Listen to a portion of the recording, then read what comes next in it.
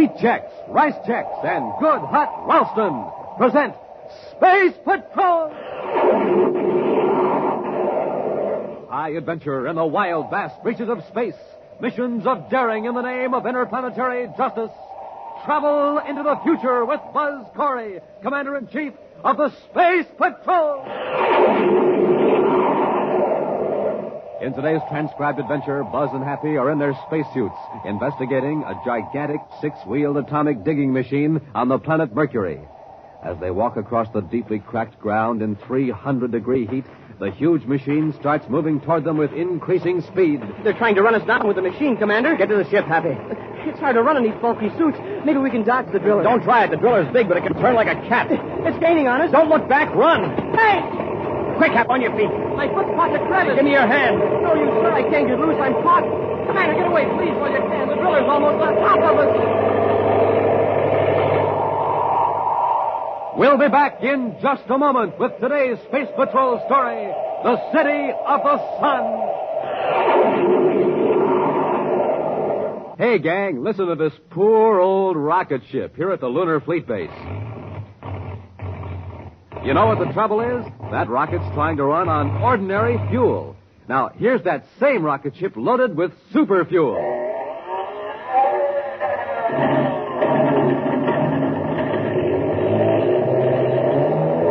Now, that's what I call a real blast-off. And boys and girls, to get a bright and snappy start, you need super fuel, too, especially in the morning.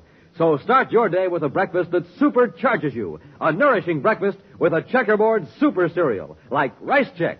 Triple crisp Rice Chex. Triple crisp because it's toasted 3 times. And oh boy, is Rice Chex delicious.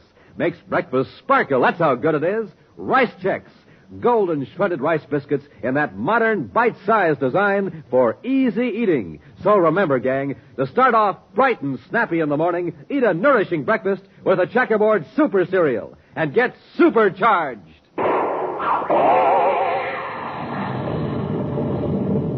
Today, try your spoon out on Rice Chex.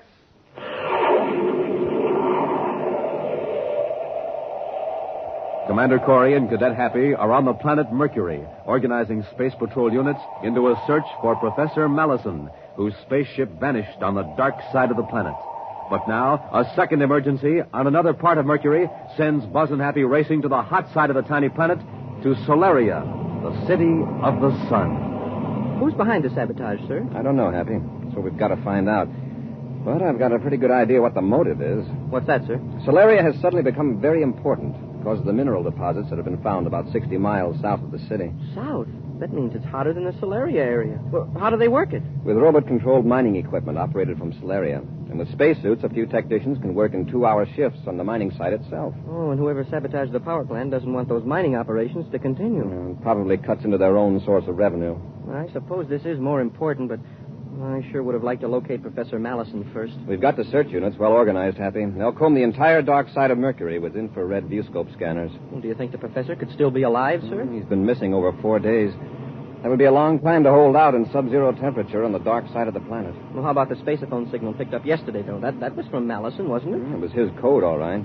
But it was an automatic signal. It could have been sent from one of the small rockets Mallison had aboard his ship. When released, it automatically sends back information on cosmic radiation, temperature, and Mercury's own magnetic field. Oh, that's what Mallison was studying? Yes.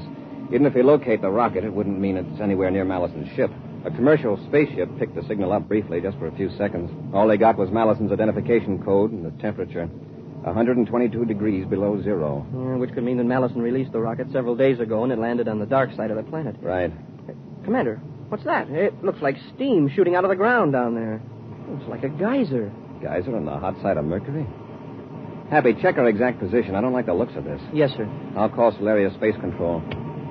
Corey and Terra 5 to Space Control Solaria. Corey and Terra 5 to Space Control Solaria. Space Control Solaria to Commander Corey, Lieutenant Orris here. Lieutenant, I'm flying low northeast of Solaria. My cadet and I have sighted something that looks like steam shooting out of the ground. Steam, Commander? Yes, I'll give you our position. Check it against the location of water conduits leading to the city. Yes, sir. Happy, got the data? Yes, sir. We're 10 degrees, 27 minutes, 48 seconds south by 112 degrees, 51 minutes, 08 seconds east. Got that, Lieutenant? Yes, sir. I'll check it against the chart. Commander, do you suppose it is a broken conduit? I don't know what else it could be, Happy. Possibly a quake broke the pipe. Commander, it looks like a broken conduit, all right. Solaria's main water supply line runs right through that point from melting and pumping station number 3 on the cold side of Mercury. Better check with Solaria Water Control. See if they've noticed a drop in pressure. Yes, sir. Thanks for telling us. If that's a bad break, we'll be in a tough spot here. Is there a seismograph in Solaria? I believe there is, sir. I suggest you check the city engineering office. Have them contact other cities on the planet and see if there's been a quake in this area. Yes, Commander. We'll circle this vicinity to see if any further trouble develops. Report back when you get the information. Corey out. Well, from the looks of that ground down there, sir, they must have a lot of quakes in this region. You mean those deep cracks? Well, those were formed millions of years ago, Happy, when Mercury first began to dry out under the terrific heat. Yeah, but with one side of the planet covered with ice and the other side with blistering heat, well, wouldn't there be a lot of quakes? Well, as far as I know, there hasn't been a serious one reported in recent years. We'll keep circling till we hear from Solaria. Can't we take it easy, Burdock? This is pretty rough ground. Well, these atomic drillers weren't made for comfort, Grove. And I want to get plenty of distance between us and that broken water conduit. We're going 70 with this thing. If we hit one of those cracks at the speed, we'll tip over. Just quit worrying. We're riding on 6 wheels. And each of them are 20 feet in diameter. And every wheel has its own power drive. I think we're in more danger of being spotted by a space patrol ship than we are of upsetting this monster. What do we do with the driller when we get to our spaceship? We just leave it. It's pretty well camouflaged to blend in with this cracked yellow ground here. We can find it again if we need it. You aren't planning to drill any more holes in the Solaria water supply, are you? No, not right away. But this job will cause plenty of trouble. You think they'll be able to repair it? Probably. But with things like this happening, trouble with power and water, the rival companies are going to think twice about using Solaria as a base of operations. Hey, Burdock, watch it! We nearly tipped us over. Oh, just relax, Grove. We're almost to the ship.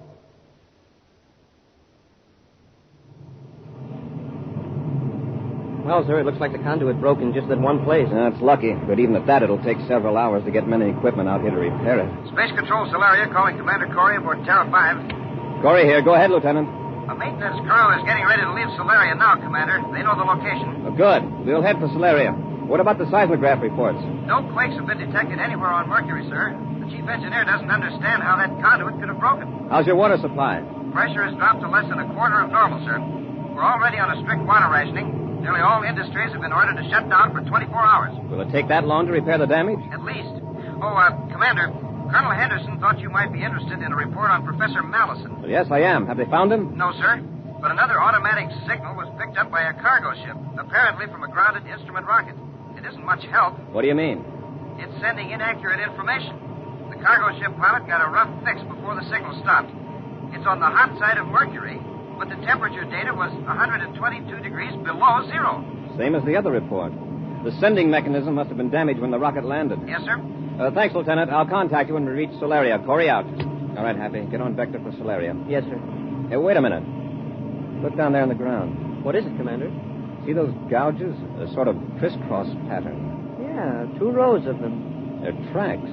What would make tracks that far apart?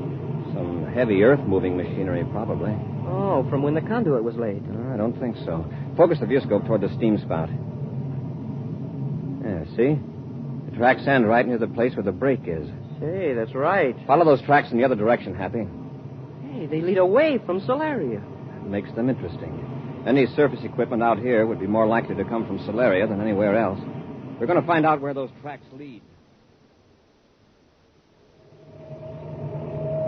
Just a few minutes more, Grove. Our ship's on the other side of the Jacket Butte. I'll sure be glad to get out of this driller. You're mighty peculiar, aren't you? You don't like spaceships either. Who says I don't? Well, didn't you get space sick the other day? Well, Or was it because I shut down that lab ship? you shouldn't have done that, Burdock. He wasn't bothering us. He was on some scientific mission. Well, it's just too bad. He came snooping around just as we blasted off from our hideout. We didn't have a chance. Don't be so squeamy. By acting quickly, we probably kept the Space Patrol from spotting us near the power relay station, and... What's the matter? The review scope. It's a ship. Yeah. It's flying low, right toward us. Think they see us? I don't know. Hey, why'd you stop the driller? Because if we're moving, they might spot us. But with the sides and top of the drill camouflaged, they might not notice.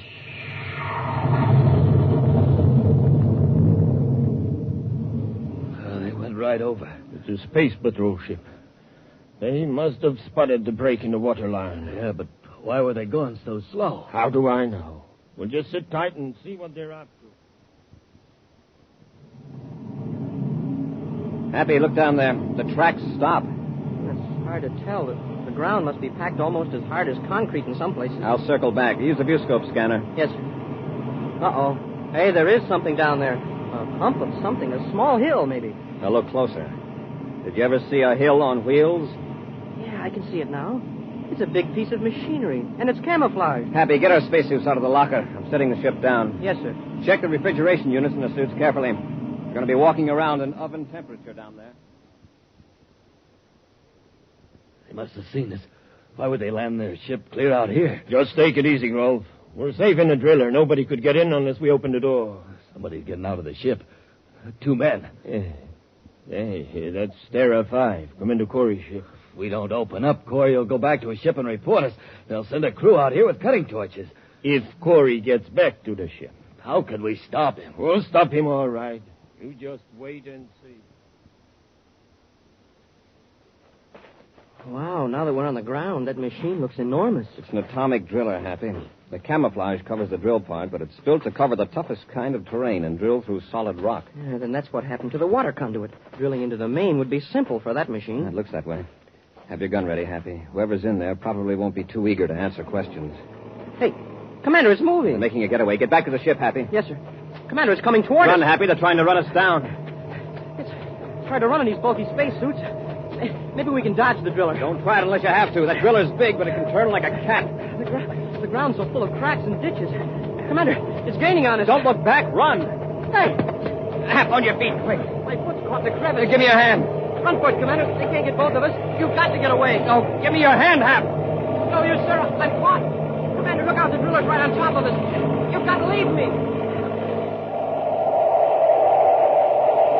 We'll be back with Space Patrol in just a moment.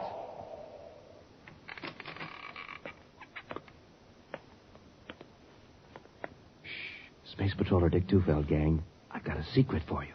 Wait till I close the door. Okay? Now, here's a secret Buzz Corey wants you to know about.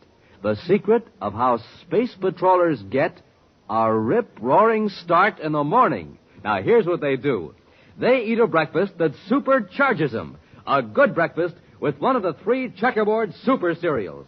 Rice Chex, Wheat Chex, and Instant Ralston. Chex. They're the super cereals with that modern bite-sized design. The cereals with a swell new taste you'll like right off the reel. And to warm up your motor, there's Instant Ralston, the hot super cereal. Has a heart-of-the-wheat flavor that you'll really warm up to. So now you know how space patrollers get that rip-roaring morning start. Get a flying start yourself every morning, gang. Sit down to a nourishing breakfast with a checkerboard super cereal and get supercharged.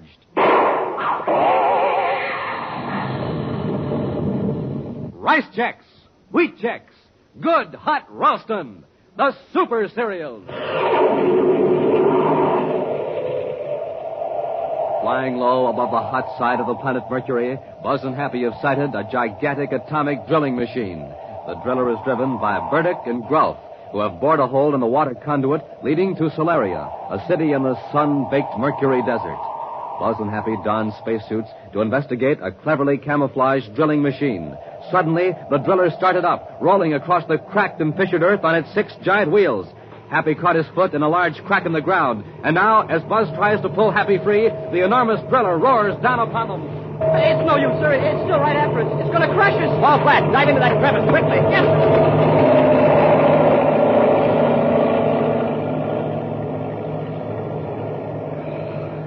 Happy, are you all right? I guess so, sir. I'm half buried in the dirt. Don't move yet.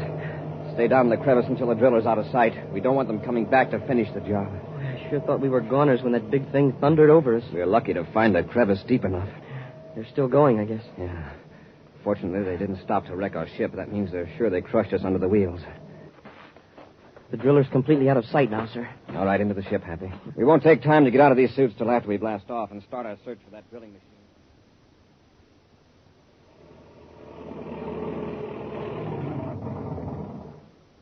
Well, here we are. Here's your spacesuit, Burdock. Get into it and let's get to the ship. I see you're all ready. Yeah, all but the face piece. You know, sometimes I get the impression you don't enjoy riding in a driller. Let the funny stuff. Let's get out of here.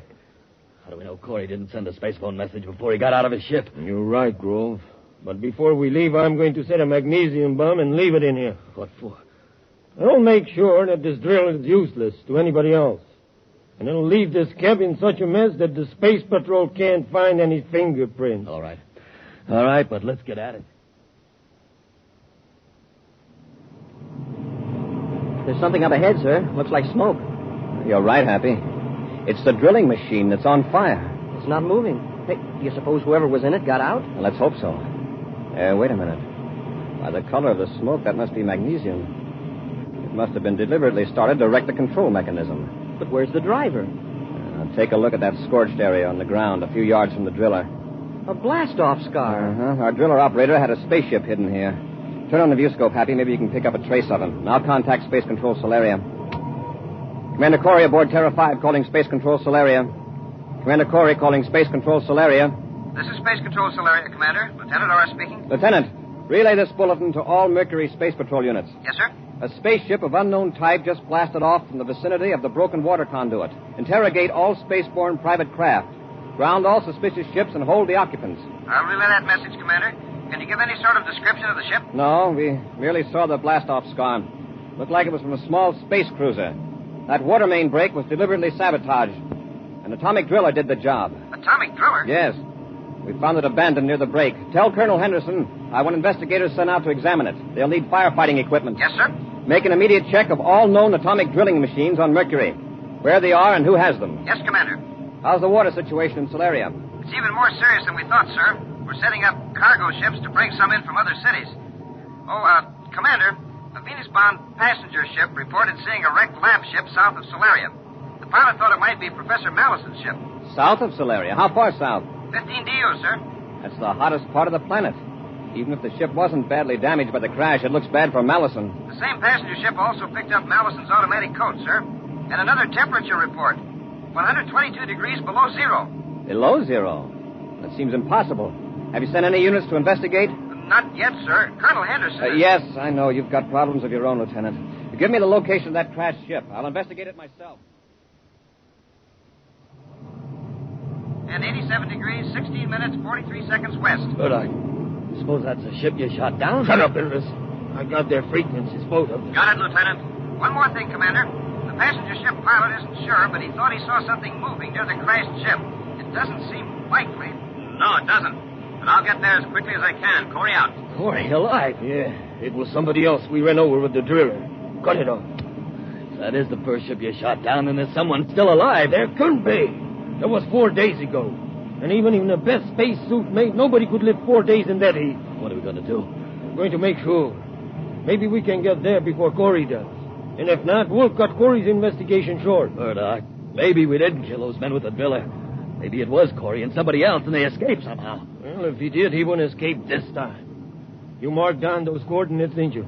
Yeah, they're right here. All right. I'll take the controls. You get on the viewscope. We don't want to get close to another ship, especially Corey's.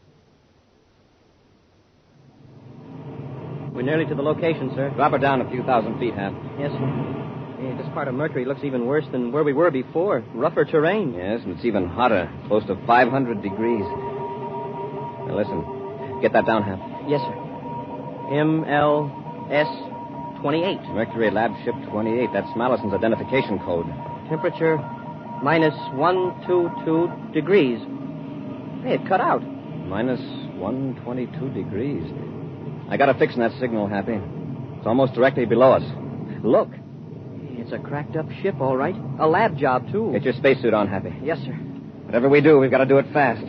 Hey, Commander, down there by that cliff. It's a man in a spacesuit. That's incredible. He's waving to us. Stand by for repeller ray. That's a lab ship, all right. Even in the viewscope, you can see it's pretty badly smashed up. Yeah, but we're too late. Corey's ship is landing right near it. What do we do? He'll probably go in to find what's left of Mellison. When he does, we'll swoop down and blast the wreckage, and then shoot up Terra 5. Better not get so low, Burdock. They may see us. There is There's not much they can do about it. Anyway, I'm keeping between them and the sun. Nobody's going to look up at the sun, especially here on Mercury. Wait a minute. They're running right past the ship. Where are they going? Oh, maybe. Seeing something close to the cliff. But it's a man. And he's alive. After 4 days in the blast furnace down there, it's impossible. See for yourself. Must be Mellison. We've got to make sure that none of them get out of here. Get your spacesuits on, Grove. We aren't going to land. Not unless we have to. But I'm going to make sure that all 3 of them are finished before we leave here. Check your suit spaceophone, Happy. That's working okay, sir. And so's the temperature control. And we'll need it. All right, open the outer hatch.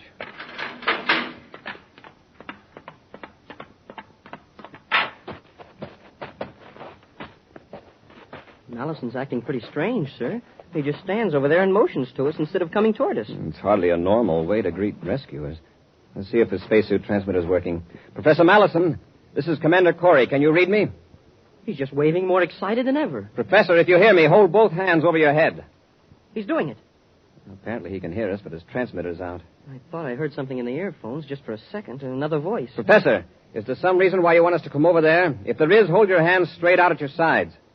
Yeah, that's what he wants us to do. We better do as he asks. But how did he manage to survive in this heat? Commander, it's a cave. Yeah, I see. Commander, can you hear me now? Oh, yes, Professor. My spaceophone wasn't working, so I couldn't answer you. Commander, you've got to look at this. It's a happy surprise to find you alive, Professor. That spacesuit must be remarkably resistant to heat. It isn't the suit that's responsible. Just look in here, where the beam from my atomolight is shining. It just looks like an ordinary cave. Further back, look at the walls. You mean that shiny blue-black mineral? Commander, that's ice. Ice? In this part of Mercury? Right. Thousands of tons of it, perhaps millions. That's how you manage to stay alive. It's cool in the cave. Yes, with 570 degrees outside. Inside, it's a constant 122 below zero. And your automatic rocket transmitter was right. Commander, do you realize what this underground ice means to Mercury? To the people of Solaria in particular? You mentioned millions of tons. A conservative estimate. Think how easily it could be melted and piped to Solaria. Only a matter of a few miles in comparison with the present haul of more than 1,000. It certainly is a timely discovery. Dozens of conduits can be built from here to Solaria at a fraction of the cost of the one line that was broken. A spaceship. Yeah, it must be a space patrol craft. Let's get to our ship, Professor. Believe me, this news will be welcome in Solaria. Well, what I don't understand is how all this ice could be underground in the hot part of Mercury. The rock above insulates it. This is not a new phenomenon by any means. Why, on the planet Earth, more than 1,000 years ago, Indians in the Arizona desert used to get ice from a natural cavern such as this. Hey, wait a minute. That's not a space patrol ship. It's a private cruiser. You're right, sir. It's taxiing around on repeller ray. I've seen that ship before. Why, it's the one that shot my lab ship down. Are you sure? I'm positive. Hey, what's a crazy fool doing? He's backing the ship right toward the cave. Better get out of here or he'll run over us. He's got something worse than that in mind. He's seen us and doesn't want us to get out. Well, maybe he's just backing up to get room to blast off between here and the opposite wall of the canyon. Up in your life. Quickly, get out of the cave. He's going to put his stern in here and turn on his rocket blast.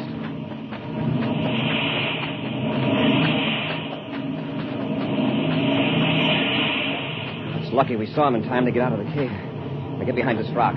Maybe he won't see us from the ship. Hey, you're right, Commander. He's pushing the tail of his ship back in the cave with blasts from his forward rocket. He really intends to see that we don't get away from here. Now keep close to the rock. I think we'll be safe here.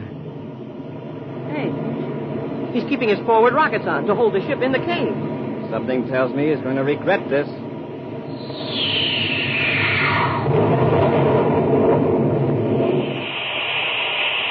Wow, the ship's wrecked.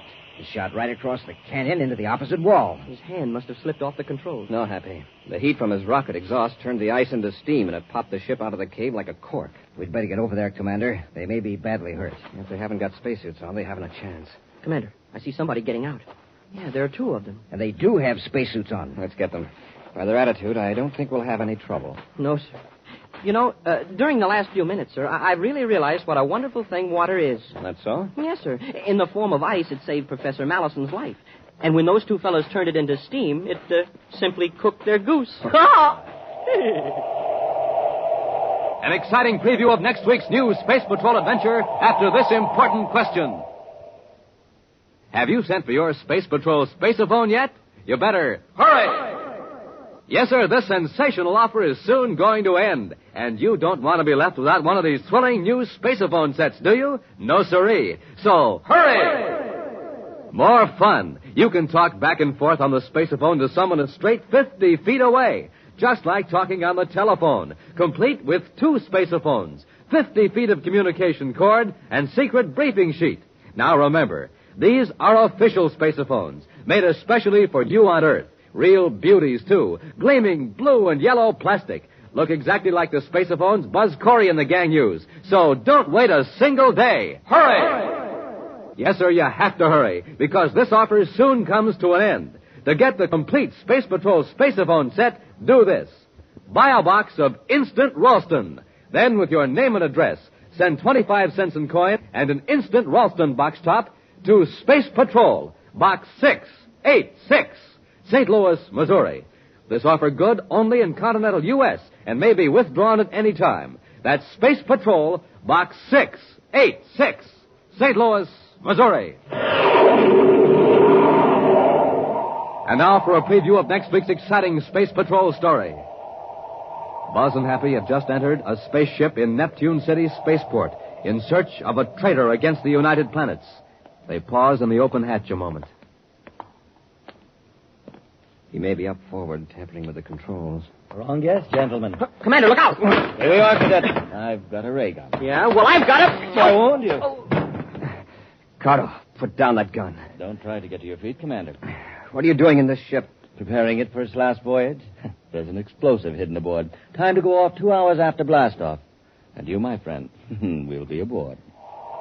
Be sure to be with us next Saturday for the exciting story, The Queen of Space. Boys and girls, this is your commander. Do you know how life-giving oxygen is carried to the cells of the body? By the bloodstream. So when a person loses a great deal of blood in an accident or in sickness, there's not enough blood left to do that job. Result? The person dies. So, will you help me save lives by joining the Space Patrol Blood Boosters? It's fun, it's patriotic. So join the Space Patrol Blood Boosters today. Space Patrol, an original Mike Moser production starring Ed Kemmer as Commander Corey and Lynn Osborne as Cadet Happy, was written by Lou Houston and directed by Larry Robertson. Other players were Ken Mayer and Norman Jolly. Dick Tufeld speaking. Now, don't forget to tune in next Saturday and every Saturday when Wheat Chex, Rice Chex, and Good Hot Ralston again present the new exciting Space Patrol. And be sure to see another exciting Space Patrol story on your local ABC television station. Consult your local paper for time and channel. Space Patrol comes to you transcribed from Hollywood. This is ABC Radio Network.